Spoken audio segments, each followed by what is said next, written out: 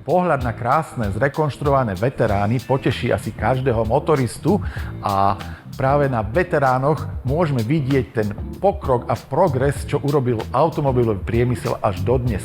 Mnohí motoristi ale s láskou spomínajú na auta z minulého tisícročia, ktoré si mohli trošku opraviť sami, prípadne pripraviť auto na zimnú sezónu.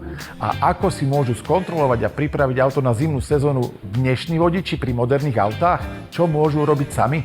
Tak pri moderných autách už je to oveľa zložitejšie táto kontrola pred zimnou prevádzkou, aj keď určite naliať si môže kvapalinu do ostrekovačov, skontrolovať možno nejaké osvetlenie ako vizuálne, ale ostatné by bolo dobre nechať na profesionálny servis, ktorý mu to auto skontroluje, tak povediac od A do Z pred zimnou prevádzkou. Či už je to kontrola stieračov, kontrola svetiel, teda nastavenia tých svetiel, kontrola chladiacej kvapaliny, ktorá musí mať nejaký bod mrznutia pred tou zimou. Určite treba skontrolovať baterku, pretože nikto by sme nechceli zažiť to, že ráno nenaštartujeme do práce.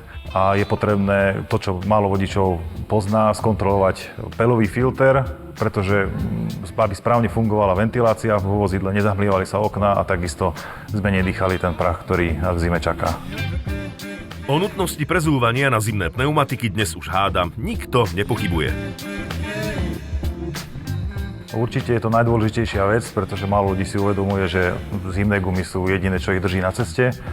A mnoho ľudí to robí stále doma, pretože majú celé kolesá, prehodia si tie kolesá doma a jazdia. Určite to neodporúčam z toho dôvodu, že tie kolesá treba vyvážiť v rámci opotrebenia nejakého rozváženia toho kolesa. To nevplýva dobre na aj tak či komfort jazdy, ako pre podvozkové časti vozidla. Ďalšia vec, že keď to auto prinesú prezuť do servisu, ten servis sa určite pozrie na všetky podvozkové časti, brzdy, skontroluje to, či je to v poriadku, či nie sú tie gumy staré, v rámci toho, či nie sú zodraté, čo možno zákazník nevie úplne posúdiť, aj keď poznáme pravidlo 4, teda mali by sme mať 4 zimné pneumatiky, nie staršie ako 4 roky v používaní a mali by mať viac ako 4 mm na zimu. Keďže pneumatiky sa vyrábajú zimné v lete a letné v zime, určite sa netreba obávať toho, že kúpime pneumatiku, ktorá je aj 2 až 4 roky stará v rámci DOT, teda výrobného dátumu, pretože ak je tá pneumatika správne uskladnená,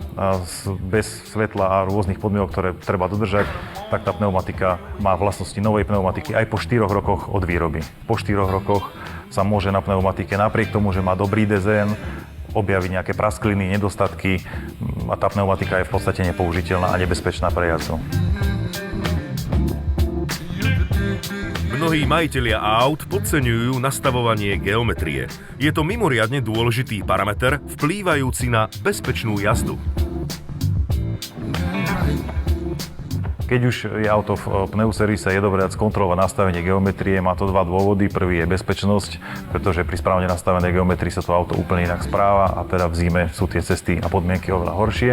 A druhá je tá, že tie gumy sa úplne inak derú, teda môžu sa viac drať, menej vydržia, menej kilometrov a môže to byť nebezpečné, takže si to vodič ani nevšimne, pretože tie gumy sa zoderú z vnútornej strany a vodič ani nevie, že vlastne gumy mám zodraté. Jazda v zimných podmienkach je náročnejšia nielen pre vodiča, ale aj pre auto. Skontrolovať ho pred zimou by mala byť samozrejmosť. Z pohľadu životnosti vozidla túto prehliadku určite motoristom odporúčam. Časovo ich to určite nezaťaží, takáto prehliadka bude trvať maximálne hodinu, takisto nebude ani nejako finančne náročná a prejde tu tým veľkým problémom, ktoré sa môžu stať, keď to auto neskontrolujú.